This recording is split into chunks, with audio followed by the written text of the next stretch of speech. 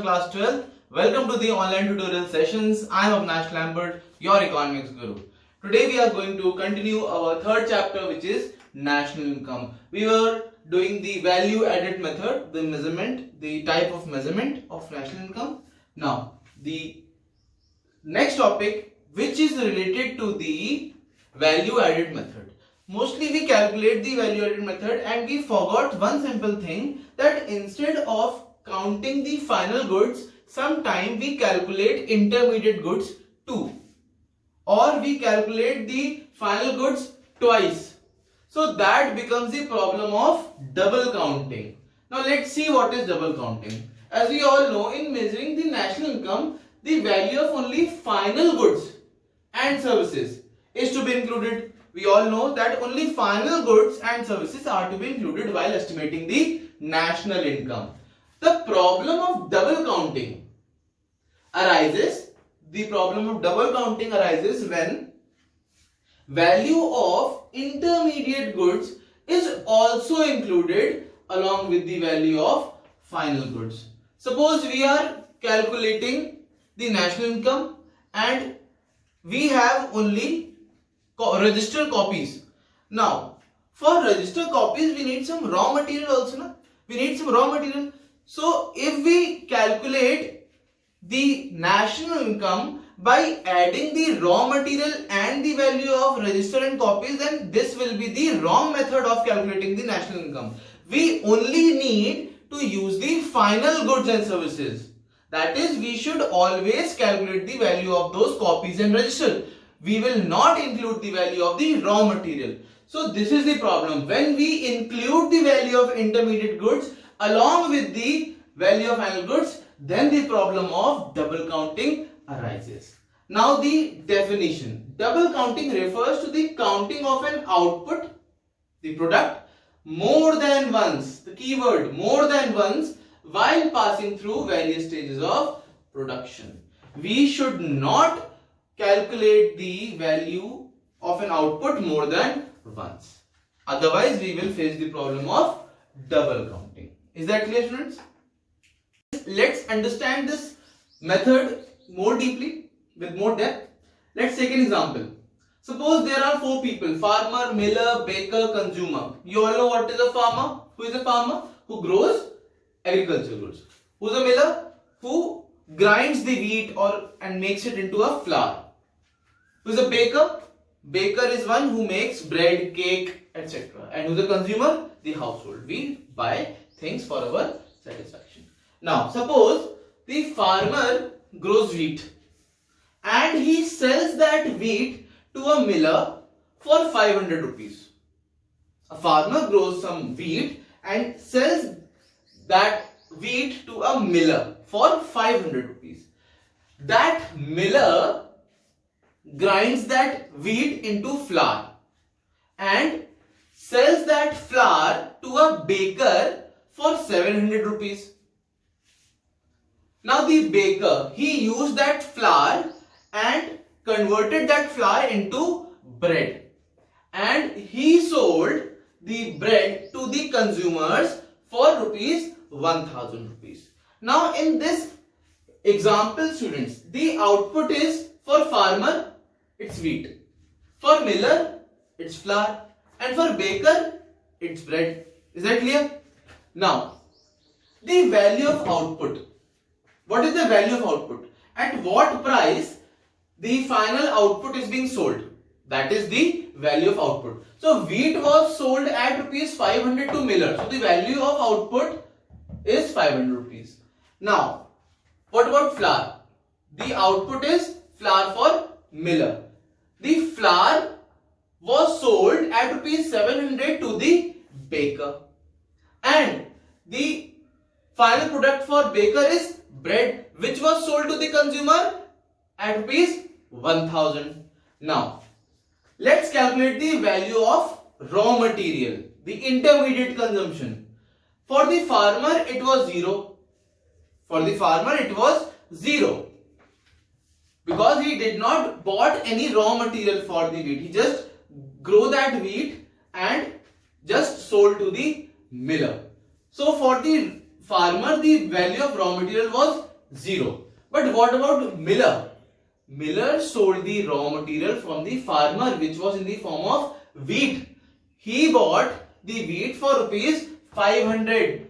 So the value of raw material for the miller is rupees 500. Now let's come to the baker. Baker bought the raw material from the miller in the form of flour, which was at rupees 700. So the raw material for the baker was of rupees 700, which was the flour. Now let's see how much value did each of this person added. Value added by the farmer. He made 0 and he made rupees 500. From 0 to 500. He added rupees 500 to the 0. So the value added will be 500.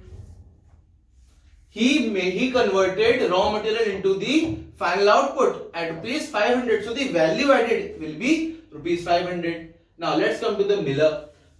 The miller, value added. He converted the raw material of rupees 500 into rupees 700. So how much value he added? He added rupees 200. He made that 500 rupees thing into a 700 rupees thing. So he added rupees 200. Next, what about baker? Baker converted those 700 rupees flour into 1000 rupees bread. So how much value did he added? He added rupees 300 to the bread, to the raw material. Now, if we have observed this equation, wheat is the final product for the farmer. Yes, wheat is the final product for the farmer. He sold it. So it should be the final product for him. As well as flour for the miller. For a miller, the flour he sold to the baker should be the final product for miller. And the bread should be the final product for the baker. And the value of output should be 500 plus 700 plus 1000. That means rupees 2200. Right? No, it's wrong. Let's see. The value of wheat included in the value of flour. This 500 is already included in this 700. This 500 is already included in this flour. He sold the raw material for rupees 500 and he converted these 500 rupees into 700. So this 700 already included the 500. So we are calculating wheat twice. And the value of flour is already included in the value of bread. He sold the flour to the baker for rupees 700 and he converted this 700 rupees into 1000 rupees. So these 1000 rupees bread already included 700 rupees flour. So the value of wheat and flour is already included in the flour and bread respectively. So we can say that therefore wheat and flour are counted more than once.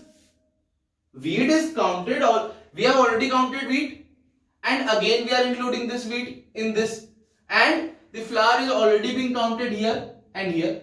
So flour and wheat are already counted more than once, and thus the problem of double counting arises. Therefore the problem of double counting arises. I hope I am very clear, and if you have still not understood, you can rewind this video and study it again. Now let's come to the next topic, how to avoid the problem of double counting. The problem of double counting method can be solved out by or can be avoided by two simple methods. First one is final output method and the second one is value added method. The first method, final output method, under which value of only final goods should be added to determine the national income. The value of only final goods. In this example, which one is the final good? The final good is that good which is utilized by the consumer. So, the good which is consumed by the consumer, not by the producer, which is consumed by the consumer, that product is the final good and it has been sold to the consumer at rupees 1000. So rupees 1000 of bread should be included only. Rest of the things, rest of the amounts are not included. The value of only final output is being included. Now the second one, the value added method, under which sum of all the value added by each producing unit should be taken in the national income. Only the value added, not the value of output, only the value added. Suppose this farmer added rupees 500 from to 0, he added rupees 500.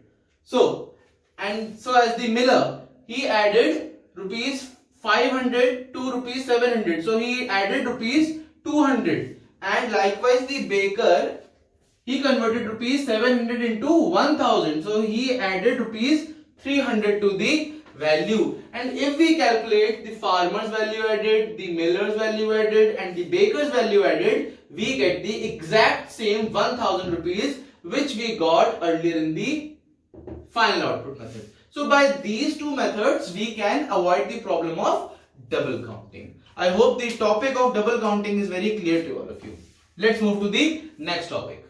The next topic is precautions for value added method. While calculating national income with the help of value added method, there are some things which you should take care of, and while estimating national income, we must see these points or keep these points in mind. Now the first point is intermediate goods are not included in the national income. Since such goods are already included, the intermediate goods are already included in the final goods, in the value of final goods. So they are included again. If they are included again, it will lead to the problem of double counting. You already read this point. Now, next one. Sale and purchase of second hand goods. You already know which are second hand goods, which are being sold again but at a lesser price, are not included. The sale and purchase of second hand goods are not included in the estimation of national income by the value added method. Keep that in mind. As they were already included in the year in which they were produced, their value is being already recorded in the year in which they were produced. So we are not supposed to estimate this value again. It is being already included in the year in which they were produced. However, but while selling or purchasing of second-hand goods, there can be someone who takes the commission, the middleman or the broker who takes the brokerage or the commission. So any kind of brokerage or commission on the sale or purchase of second-hand goods will be included. So there are 2 points. This sale and purchase of second-hand goods will not be included while estimating the national income, but however, any brokerage or commission charged during the sale and purchase of second-hand goods will be included in the estimation of national income. Is that clear? Now let's come to the third one, that is production of services. Production of services. We are not talking about goods. We are talking about the production of services for self-consumption, for our own use, are not included. How? Domestic services like services of our mother or housewife, the kitchen gardening, etc. All these things are not included in the estimation of national income because it is very difficult to calculate their market value. Can you calculate the value of your mother cooking food for you? Is there any market value? Can you calculate the value? No, you cannot. So these are not included because it is difficult to calculate the market value. However, there is a second phase in it. However, services of maids, the helpers which come to our houses, maids, drivers, private tutors, all those things, all those people who comes to our homes for helping us, for giving us something, for serving us, their salary or the amount we give them, it should be included in the national income. The wages, the salary which you are giving to your maid, to your driver, to your private tutor, this is included in the national income. But the domestic services of a housewife, mother and kitchen gardening are not included in the estimation of national income. Now let's come to the next topic, next point. Fourth one, production of goods. Now we are talking about goods. Here we were talking about the services only. Now we are talking about the goods. For self-consumption will be included. Here services are not included, but production of goods for self-consumption are included in the national income. In the national income, as they contribute to the current output, because the goods generated for the self-consumption are also included in the current output. Their value is to be estimated or imputed as they are not sold in the market. Suppose a firm, a producer produces some goods and takes out some of its units to its home for the self-consumption. That amount of goods which he took back to his home will be included in the estimation of national income and will be estimated at the prices sold in the market. Next one, imputed value of owner occupied houses. Those houses which a owner owns, your own house, not the rented house, own house should be included. The imputed value of owner occupied houses should be included. Now what is imputed value? Let's understand. People who live in their own houses do not pay any rent. People who own their houses do not pay any rent, but they enjoy the housing services.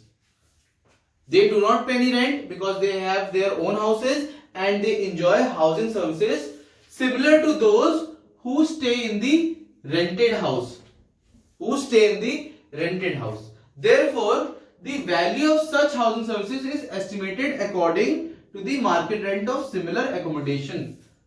Suppose I have my own house and my friend is having a rented house. Both are exactly the same area, same rooms, same facilities.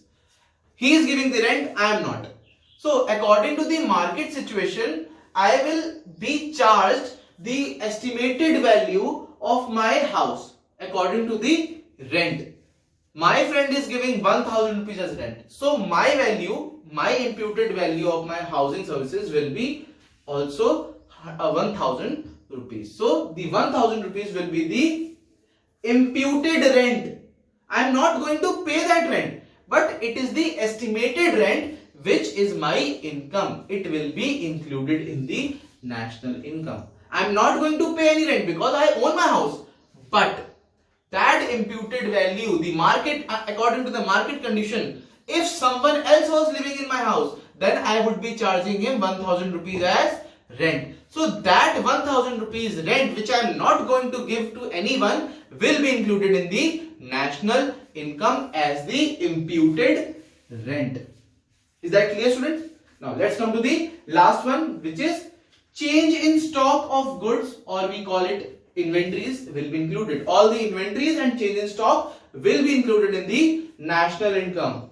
Net increase in stock of inventories will be included in the national income as it is a part of capital formation. Any increase in the inventory, suppose there are some stock of goods, some unsold goods which are not sold this year, and next year they will be increased in the increased form as the inventories are increased. So these inventories will be the part of capital formation. They will be treated as some capital goods and they will be included in the national income. So student, these are few points which you need to learn so that while calculating national income according to the value added method, you must keep those points in mind. Okay, so that's all for this video. Let's hope for the best. Stay home, stay safe.